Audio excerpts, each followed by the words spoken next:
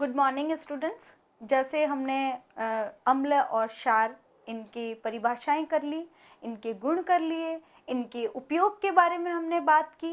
अब हम बात करते हैं पीएच स्केल की। ये पीएच स्केल क्या है? स्केल आप सब जानते हैं, छोटी क्लासेस से आप मैथ्स में स्केल यूज कर रहे हैं, है ना। स्केल यानी पैमाना, ठीक है, यानी नापने का पैमाना। तो यहाँ हम इस स्केल से क्या नापेंगे? इस स्केल से हम अम्ल और क्षार की सामर्थ्य, उसकी शक्ति, उसकी स्ट्रेंथ को नापेंगे। यानी पीएच स्केल को अगर कोई कह दे परिभाषित करो, तो बहुत सिंपल है, अपने शब्दों में हम परिभाषित कर सकते हैं। पीएच स्केल वह स्केल है जिसके द्वारा हम अम्ल और क्षार की सामर्थ्य को नापते हैं। यानी कोई पदार्थ कितना अधिक अम्लीय है या कितना अधिक क्षारीय है, ठीक है। तो अम्लता और क्षारीयता को नापने का पैमाना ही पीएच स्केल कहलाती है। अब नेक्स्ट बात करें, पीएच स्केल की गणना सर्वप्रथम सोरेनसन नामक साइंटिस्ट थे, उन्होंने सन 1909 में की थी। यानी 1909 में इन्होंने इस स्केल के बारे में हमें बताया। पीएच क्या है? PH power of hydrogen ions, potential वही पावर, सामर्थ्य, हाइड्रोजन आयनों की सामर्थ्यता, ठीक है। यहाँ ये जो पी वर्ड है, ये पी वर्ड जर्मन के वर्ड पुशांस से लिया गया। एक जर्मनी वर्ड है ये, जर्मन का पुशांस। पुशांस का अर्थ वही पावर, ठीक है। तो उस पुशांस का ये पी लिया गया है जिसका मतलब पावर होता है, ठीक है।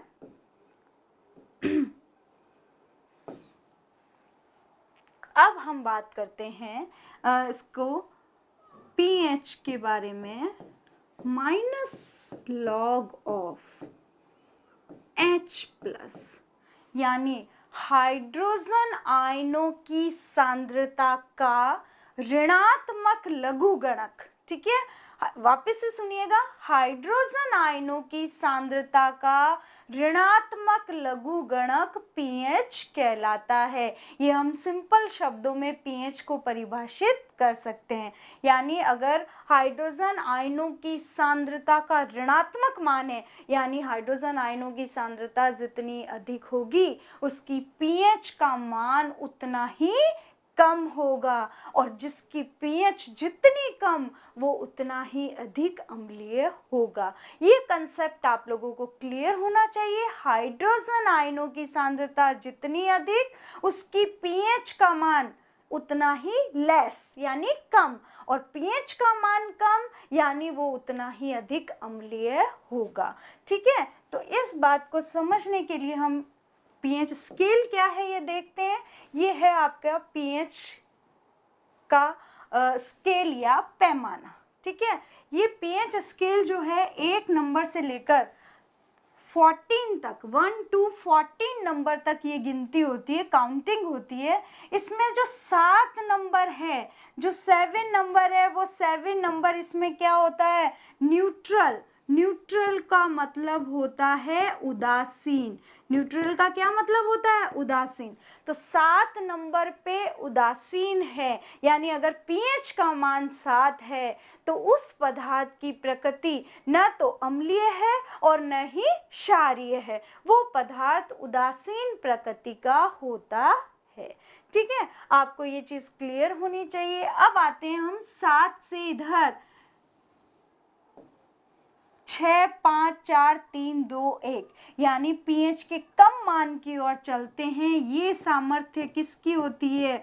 अम्लीयता का, ठीक है। यानी 7 से 6 है पीएच तो वो अम्लीय है, 5 है तो वो और अधिक अम्लीय है, 4 है तो और अधिक अम्लीय। पीएच की वैल्यू जितनी कम होती जा रही है उसकी अम्लीयता उतनी ही बढ़ती जा रही है।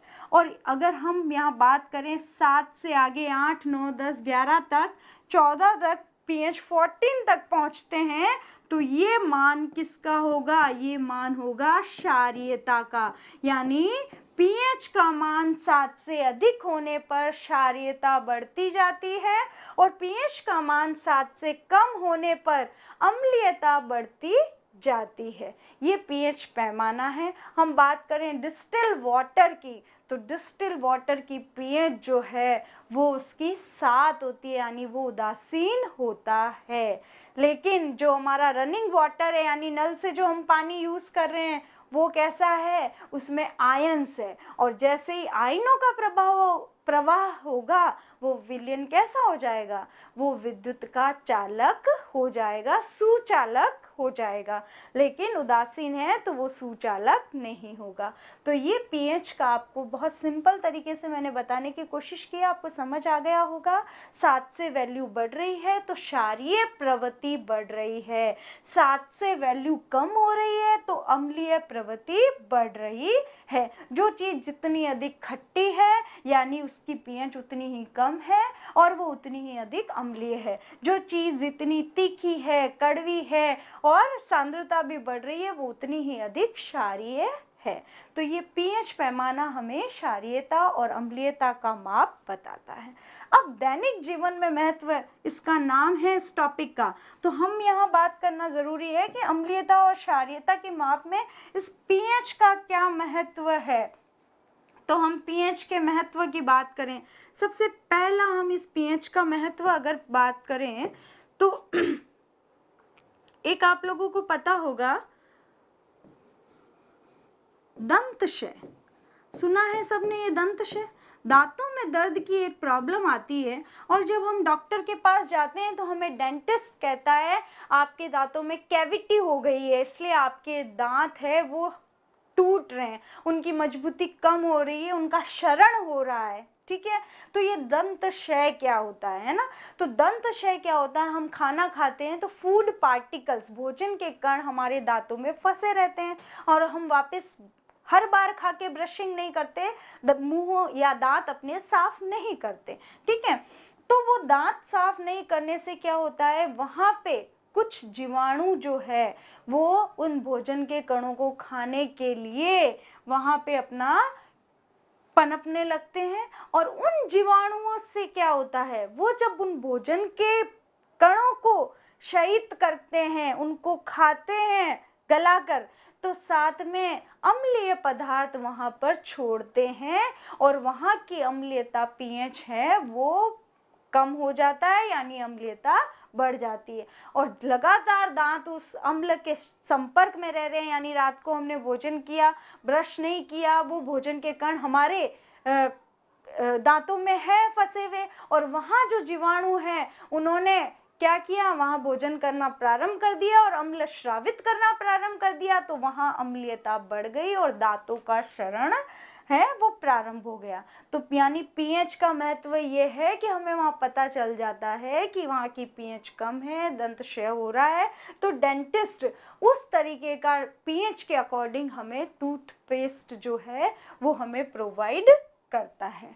दूसरी चीज़ हम बात करें एक अम्लीय वर्षा की। अम्लीय वर्षा क्या होता है, ये बहुत इंपॉर्टेंट टॉपिक है। पीछे हम प्राकृतिक संसाधन, प्रदूषण, पर्यावरण पढ़ते हैं, वहाँ पे भी अम्लीय वर्षा की हम बात करते हैं कि अम्लीय वर्षा में के साथ अम्ल पदार्थ अगर आने लगे तो वो वर्षा हो जाएगी अम्लीय। कैसे, NO2 आप सब जानते हैं, है ना, ये नाइट्रोजन का ऑक्साइड है। SO2 ये सल्फर का ऑक्साइड है। बड़ी बड़ी इंडस्ट्री से, उद्योगों से क्या निकलती है, कुछ गैसें जिसमें NO2 और SO2 भी होती है। ये NO2 और SO2 गैसें क्या करती है, जो वायुमंडल की जल वाष्प है उनसे क्रिया कर लेती है और वायुमंडल की जल वाष्प यानी हम उसको कहते हैं H2O। ठीक है, उस H2O जल वाष्प से क्रिया करके ये तो बनाती है HNO3 यानी नाइट्रिक अम्ल, और सल्फर डाइऑक्साइड बनाती है H2SO4 सल्फ्यूरिक अम्ल। और हम ये जान चुके हैं कि नाइट्रिक अम्ल भी एक प्रबल अम्ल है, सल्फ्यूरिक अम्ल भी एक प्रबल अम्ल है। तो वातावरण में सल्फ्यूरिक अम्ल और नाइट्रिक अम्ल की मात्रा में वृद्धि हो जाती है। बारिश की बूंदों के साथ साथ ये पानी जो है उसमें मिक्स होके ये अम्लीय पदार्थ भी नीचे पृथ्वी तक पहुंच जाते हैं। और अगर ये पेड़ पौधों पे ऊपर गिर रहा है वो पानी, तो उनका क्या करेंगे, इतनी अम्लीय पदार्थ गिरेंगे तो उस कृषि की उपज की, पेड़ पौधों का क्या होना होता है, नष्ट होना प्रारंभ हो जाता है। और जैसे हम बात करें, इमारतें हैं, बहुत हमारी ऐतिहासिक धरोहरें हैं, अगर उन पे ये बारिश हो रही है तो उनकी जो सुंदरता है, उनकी जो भव्यता है, वो भी इससे कम होती है। और इसका एक एग्जाम्पल जो बार बार आपको दिया जाता है, ताजमहल है ना, जो वाइट संगमरमर, सफ़ेद संगमरमर से निर्मित बहुत ही सुंदर जो है इमारत है, तो वो भी अम्लीय वर्षा के कारण धीरे धीरे क्षरित हो रही है, उसका भी रंग जो है थोड़ा पीला पड़ रहा है। तो ये अम्लीय वर्षा है। तो यहाँ भी हम पीएच पानी का, उस बारिश के पानी का पीएच कितना है वो माप सकते हैं, कितना हमें इन गैसों को निकलने से, इन उद्योग धंधों से रोकना है, कैसे रोकना है, ये सब कार्य भी किए जाते हैं। ठीक है, उसके बाद में मैं नेक्स्ट आपको इसमें बताऊं, तीसरा हम पीएच के उपयोग की बात करें, दंतशय बता दिया, अम्लीय वर्षा बता दिया। तीसरा उपयोग है कीटों का। कहीं हमने कभी कोई कीट है वो काट जाता है, वहाँ हमें जलन महसूस होती है, तो उन कीटों के डंक में क्या होता है, उन कीटों के डंक में अम्लीय पदार्थ स्रावित होता है। क्या होता है, अम्लीय पदार्थ स्रावित होता है, जो वहाँ जलन हमें महसूस होती है। तो हम उन कीटों के डंक का भी पता कर सकते हैं कितनी अम्लीयता है, किस कीट के डंक में कौन सा घातक अम्ल पाया जाता है, और वहाँ पे उस जलन को, उस तीव्रता को जो डंक से हुई है उसको कम करने के लिए हम सोडियम बाइकार्बोनेट का उपयोग करते हैं। ठीक है, उसके बाद में हम यहाँ बात करते हैं कीटों के डंक के बाद में अम्लीय वर्षा हो गई, मृदा की पीएच। एक ये सबसे इम्पॉर्टेंट चीज़ है, मृदा की पीएच, यानी मिट्टी की पीएच का पता करें। कई ऐसी फसलें हैं जिनको क्षारीय मिट्टी की ज़रूरत रहती है और कई फसलों को अम्लीय मिट्टी की। तो मिट्टी की पीएच का पता करके हम ये किस फसल के अनुरूप यहाँ की मृदा है वो पता करके उस हिसाब से वो कृषि हम कर सकते हैं। और लास्ट में मैं आपको बताऊं इस पीएच का महत्व, वो है एसिडिटी। एसिडिटी जो है वो बहुत ही इम्पॉर्टेंट वर्ड है, एसिडिटी, है ना। ये एसिडिटी की समस्या सबको रहती है। होता क्या है ये एसिडिटी, इसको अम्लता भी कहते हैं, एसिडिटी को अम्लता। ठीक है, ये क्या होता है, हम जैसा कि जानते हैं कि हमारे जठर रस से स्रावित होता है HCl, हाइड्रोक्लोरिक अम्ल। तो कभी कभी हम बहुत ज़्यादा खा लेते हैं, ये अम्लीयता अंदर जो है हमारे आमाशय में, ये अम्लीयता है वो बढ़ जाती है। ठीक है, हमें खट्टी डकारें आने लगती है और हमें कुछ अच्छा महसूस नहीं होता, तो वहाँ उसे हम क्या बोलते हैं, हमें एसिडिटी की शिकायत हो गई है। और उस एसिडिटी को दूर करने के लिए क्या किया जाता है, उस एसिडिटी को दूर करने के लिए एंटासिड का प्रयोग किया जाता है। एंट का मतलब विपरीत, जो एसिडिटी को हटाता है वो एंटासिड कहलाता है। और अभी अभी हम एक एंटासिड के बारे में पढ़ चुके हैं, मैंने आपको कहा था ये दोबारा आए तब आपको याद रखना है, मैग्नीशियम हाइड्रोक्साइड, जिसको मिल्क ऑफ मैग्नीशिया भी कहते हैं, ये एंटासिड के रूप में प्रयुक्त किया जाता है, जो हम अम्लता को, एसिडिटी को दूर करता है। इसका एक और एग्जाम्पल जैसे मैं आपको बताऊं, हम इनो लेते हैं, है ना, तो वो क्या है, एंट एसिड है, यानी एसिडिटी को कम करने वाला है। एसिडिटी को कम कौन करेगा, जिसकी प्रवृत्ति हल्की क्षारीय होगी, तो वो एसिडिटी को रिमूव कर देगा। तो इस तरीके से हमने पढ़ा अम्ल, क्षार और लवण के बारे में, पीएच के बारे में, और पीएच से कैसे हम दैनिक जीवन में कई चीज़ों का समाधान कर सकते हैं। आप 2-4 बार इसको रिपीट कीजिएगा, आपको याद हो जाएगा, क्योंकि 10th क्लास में इनमें से आपके बहुत क्वेश्चन आते हैं और अब आपके इसके चैप्टर के मार्क्स भी बढ़ा दिए गए हैं। 9 मार्क्स का चैप्टर हो गया है ये, तो इसलिए आपको इस पे पूरा फोकस करना है। Thank you.